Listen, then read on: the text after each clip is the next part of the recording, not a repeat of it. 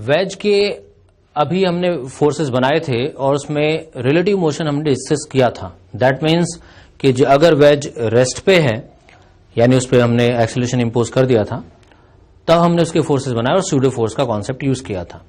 लेकिन अगर हम वेज के एक्चुअल फोर्सेस बना लें और उसके एक्चुअल मोशन को कंसीडर करें, ये इसमें normal action, this is N dash, this is M G, these are the realistic forces acting on the wedge. और इसको जब हम पॉइंट ऑब्जेक्ट से रिप्लेस करेंगे, ये सारे फोर्सेस बना लें हम,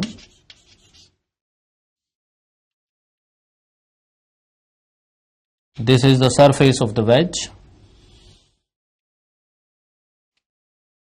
दिस एंगल इज थीटा। तो क्योंकि वेज हॉरिजॉन्टली एक्सेलरेटेड है, it is moving in backward direction with an acceleration A not, तो हमें एक एक्सिस हॉरिजॉन्टल लेनी होगी और एक वर्टिकल, और इनके कंपोनेंट्स कर दें फोर्सेस के। This is N sine theta, this is N cos theta. तो for the horizontal acceleration of the wedge, N sine theta must be equal to M A nought. और आप ये वेरीफाई कर सकते हो, ये वही इक्वेशन बनी जो हमने स्यूडो फोर्स से बनाई थी। तो ये कोई इस चीज से डिफरेंस नहीं पड़ता कि आप एक्चुअल मोशन कंसीडर कर रहे हैं या रिलेटिव मोशन लोगे तो स्यूडो फोर्स लगाना है, और स्यूडो फोर्स लगाने के बाद आपको देखना है कि वो रिलेटिवली वेज रेस्ट पे है या मूविंग है।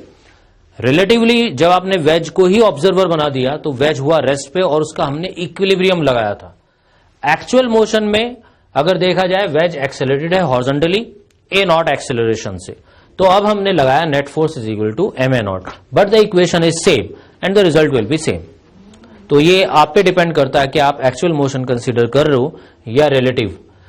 नॉर्मली हम एक्चुअल मोशन से ही क्वेश्चन कर लेते हैं, रिलेटिव तो तब लगाते हैं जब कॉम्प्लिकेशन आ रहे हो, अदरवाइज अननेसेसरली स्यूडो फोर्स का कॉन्सेप्ट यूज करने का कोई बेनिफिट नहीं है।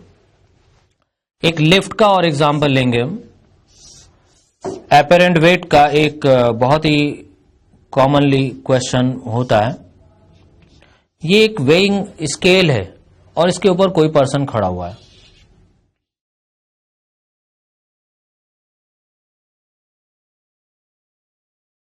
अब अगर ये लिफ्ट अपवर्ड एक्सेलरेटेड है ए एक्सेलरेशन से, तो जो वेइंग स्केल पे रीडिंग आएगी या जो हमारे फीट को हमारा वेट महसूस होगा वो एक्चुअल वेट से डिफरेंट होगा।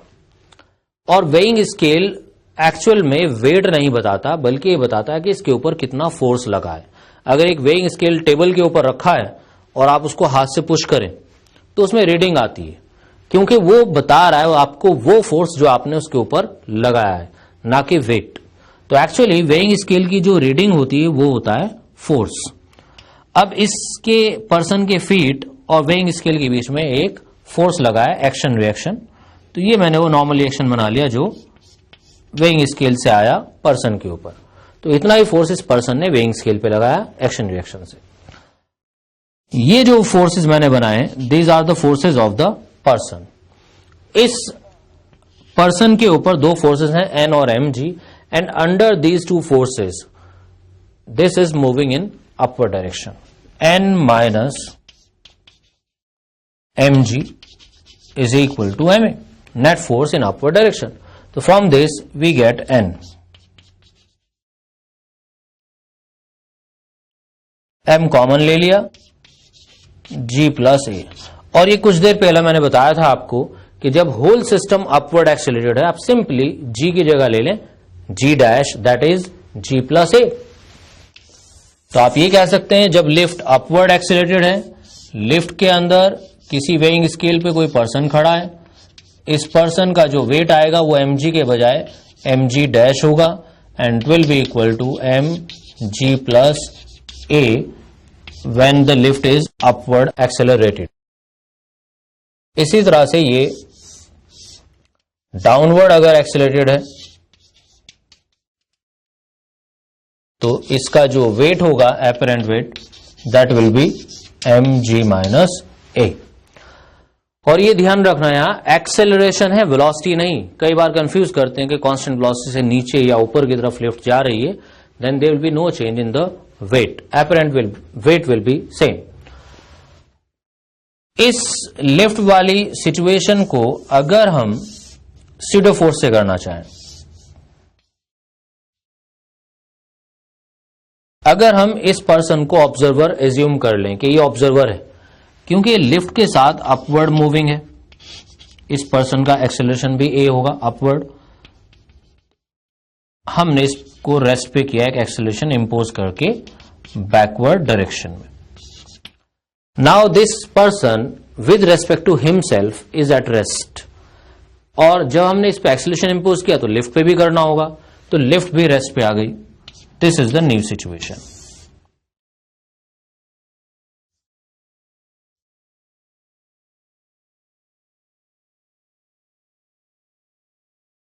ये पूरा सिस्टम रेस्ट पे है। अब इस पे आपने एक तो नॉर्मल एक्शन बनाया, रियलिस्टिक फोर्सेस बना दी, और एक स्यूडो फोर्स। ये downward acceleration impose, for every imposed acceleration there is a force known as pseudo force. तो डाउनवर्ड स्यूडो फोर्स है, N must be equal to M G plus M A. क्योंकि अब की बार रेफरेंस फ्रेम हमारा इस person के साथ है और ये पर्सन रेस्ट पे है, तो ये पर्सन अपने रेस्पेक्ट पे रेस्ट पे, इसलिए इसका इक्विलिब्रियम लगेगा और नेट फोर्स 0। तो आपने यहां फोर्सेस को बैलेंस कराया, but the result is same, it is same. जो यहां अपवर्ड एक्सेलरेशन के केस में आपने नॉर्मल एक्शन फाइंड किया था m इंटू जे प्लस ए, वही यहां फाइंड कर रहे हो by using the pseudo force concept. तो लिफ्ट में भी आप ये डायरेक्टली अप्लाई कर सकते हैं। अगर ये लिफ्ट अपवर्ड एक्सेलरेटेड है तो जी की जगह आपको जी प्लस ए लेना है, और अगर डाउनवर्ड एक्सेलरेटेड है तो जी की जगह जी माइनस ए। और अगर ये लिफ्ट कांस्टेंट वेलोसिटी से मूविंग है अपवर्ड या डाउनवर्ड, तो जी चेंज नहीं होगा, weight will remain M G. अगर सपोज आपको ये कहा जाए कि लिफ्ट अपवर्ड मूविंग है with deceleration, for example 10 metre per second आपको वेलोसिटी दी हुई है and the motion is retarded. जैसे लिफ्ट जब किसी ऊपर किसी फ्लोर पर रुकने वाली होती है उससे पहले रिटार्डेशन होता है, तो आप सिर्फ डायरेक्शन ऑफ मोशन ना देखें लिफ्ट का, आप ये देखें एक्सेलरेशन किस डायरेक्शन में है, वेलोसिटी अपवर्ड और रिटार्डेशन है, therefore acceleration must be in downward direction. Then we have to replace g by g minus a. तो इस केस में जो एपरेंट वेट होगा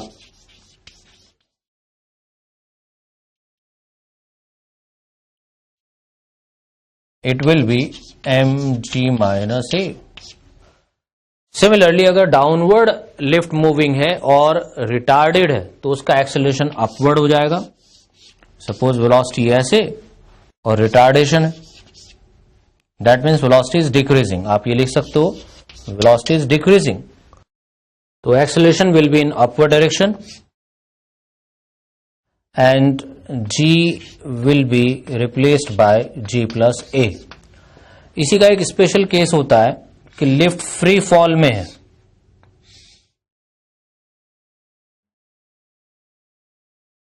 फ्री फॉल का मतलब हो जाएगा कि डाउनवर्ड एक्सेलरेशन g के इक्वल है। Since this is the case of downward acceleration, therefore g dash will be equal to g minus a, and here a is equal to g, therefore g dash will be 0। so in this case apparent acceleration or apparent weight will be 0। तो lift के cases आप याद रखेंगे, upward acceleration में आपको g की जगह g plus ए use करना है, डाउनवर्ड एक्सेलरेशन में g minus A in place of g, and free fall में 0। तो apparent weight in free fall is 0। तो ये कुछ लिफ्ट के केसेस थे, ये आप याद कर सकते हो। तो ये बच्चों स्यूडो फोर्स के कुछ एग्जाम्पल्स थे।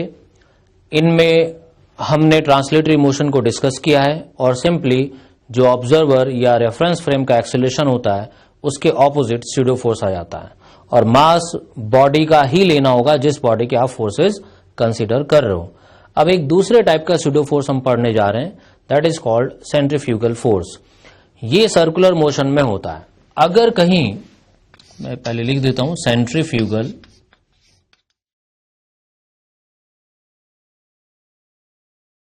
फोर्स, कहीं पे अगर कोई ऑब्जर्वर सर्कुलर मोशन में है, सपोज यहां पे एक बॉडी है और एक ऑब्जर्वर भी यहां है,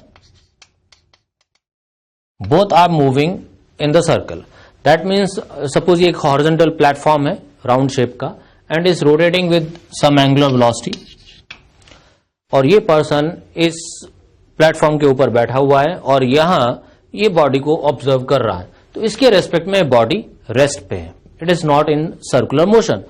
तो जब ये पर्सन इस बॉडी के फोर्सेस कंसीडर करेगा तो उसको नेट फोर्स 0 दिखाई देना चाहिए।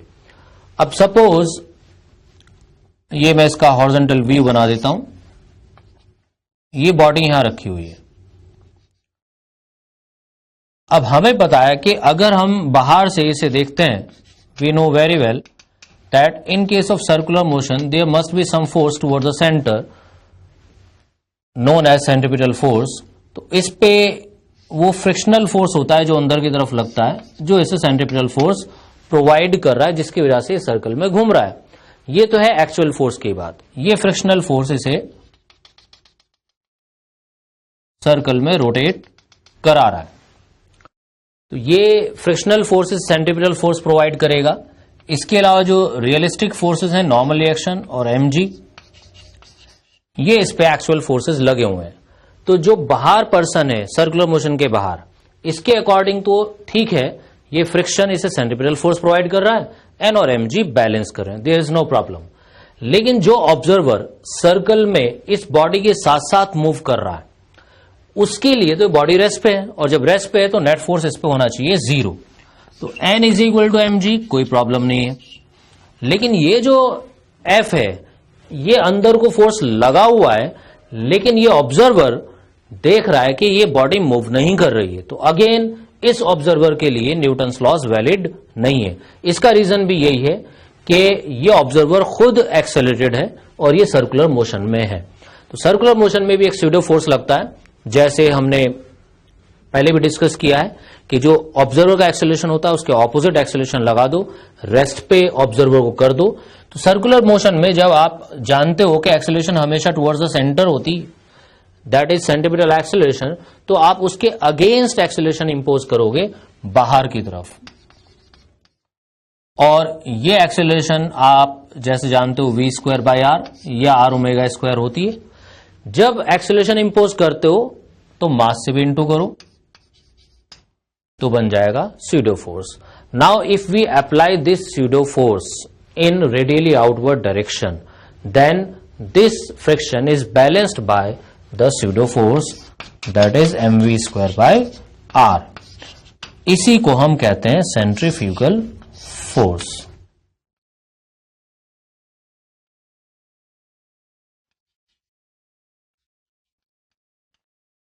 तो सेंट्रीफ्यूगल फोर्स सर्कुलर मोशन का स्यूडो फोर्स होता है, और इसको अप्लाई करने का तरीका देख लो, इट इज नॉट डिफिकल्ट।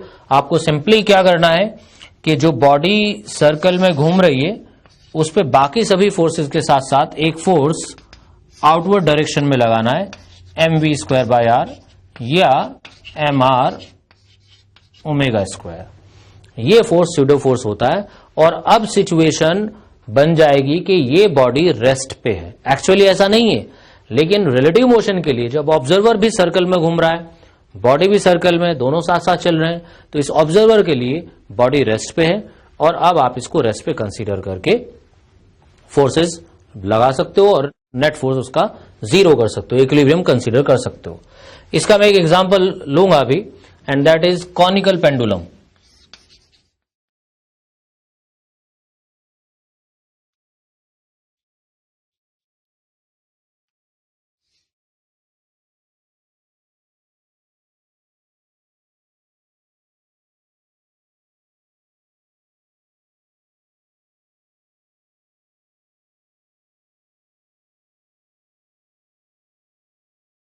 अगर एक स्ट्रिंग से एक बॉडी को बांध दिया जाए, सिंपल पेंडुलम तो ये होता है कि उसे साइड में शिफ्ट करके छोड़ दो तो ये ऑसिलेट करता है ऐसे ऐसे। अगर पेंडुलम को साइड में शिफ्ट करके छोड़ दें तो इट ऑसिलेट्स दिस वे। लेकिन कॉनिकल पेंडुलम में हम बॉडी को वेलोसिटी साइडवेज देते हैं। पहले सेंटर से इसे शिफ्ट किया साइड में और एक साइडवेज वेलोसिटी दी तो ये ऐसे गोल गोल घूमने लगता है। इसे कहते हैं कॉनिकल पेंडुलम। तो ये कॉनिकल पेंडुलम का मैंने एक ये फोर्स बनाया mg, एक ये टेंशन, ये थीटा एंगल है सपोज, इसके फोर्सेस। अब या तो एक्चुअल मोशन कंसीडर करें, एक्चुअली अगर देखें तो एक सर्कल में घूम रहा है तो net force toward the centre होना चाहिए सेंट्रीपिटल फोर्स mv²/r। या हम ये कर सकते हैं कि इस पे एक सेंट्रीफ्यूगल फोर्स बना दें mr²। ये जो हमने फोर्स बनाया, अब जैसे ही आपने सेंट्रीफ्यूगल फोर्स लगाया वैसे ही अब ये बॉडी रेस्ट पे कंसीडर की जाएगी, क्योंकि सेंट्रीफ्यूगल फोर्स लगाने का मतलब है कि ऑब्जर्वर इस बॉडी के साथ मूविंग है, तब उस ऑब्जर्वर के लिए ये बॉडी रेस्ट पे है।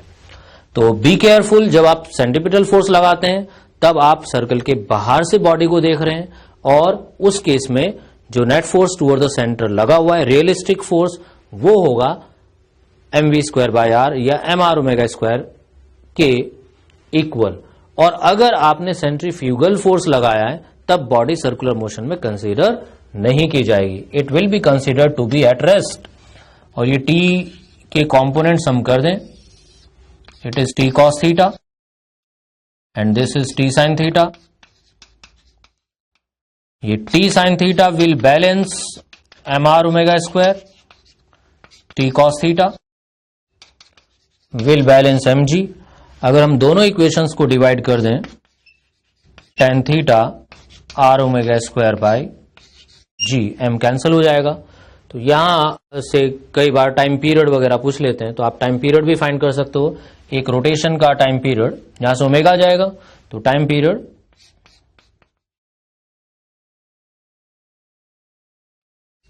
Of rotation that is 2π/ω।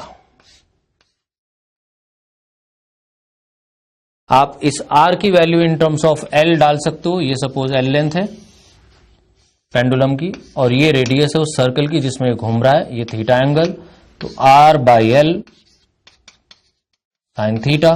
तो इस r की वैल्यू भी पुट की जा सकती है यहाँ, it will B l sin theta, और सिंप्लीफाई किया जा सकता है 2π अपॉन, यहां से रीअरेंज किया है, g tan theta upon r whole root. r की value l sin theta put करोगे then this time period will come out to be root L cos theta by G।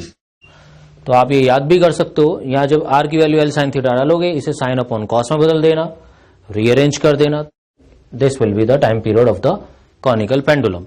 तो सर्कुलर मोशन में आप एक centrifugal force का concept use कर सकते हैं, लेकिन ध्यान रहे जब भी आप सेंट्रीफ्यूगल फोर्स का कॉन्सेप्ट यूज करेंगे उसके बाद सेंट्रीफ्यूगल फोर्स लगाने के बाद बॉडी सर्कुलर मोशन में कंसीडर नहीं की जाएगी। बॉडी को आप रेस्ट पे एज्यूम करोगे और कभी भी ये गलती मत करना कि सेंट्रीपिटल फोर्स भी लगा दो और सेंट्रीफ्यूगल भी, नो। बॉडी पे या तो सेंट्रीपिटल फोर्स लगाओगे आप, यानी रियलिस्टिक फोर्स जो टुवर्ड्स द सेंटर है वो इक्वल होगा mv²/r के इक्वल या mr² के इक्वल, और उस केस में बॉडी सर्कल में कंसीडर की गई कि सर्कल में घूम रही है। लेकिन अगर आपने सेंट्रीफ्यूगल फोर्स लगा दिया तब आपने बॉडी को रेस्ट पे एज्यूम कर लिया। तो ये सेंट्रीफ्यूगल फोर्स का कॉन्सेप्ट है, ये भी एक स्यूडो फोर्स है, ये सर्कुलर मोशन का स्यूडो फोर्स है। तो बच्चों आज हमने पढ़ा स्यूडो फोर्स के बारे में, और 2 types of pseudo force we have considered today, one for translatory motion and the other for circular motion, and that's all for today. Thank you.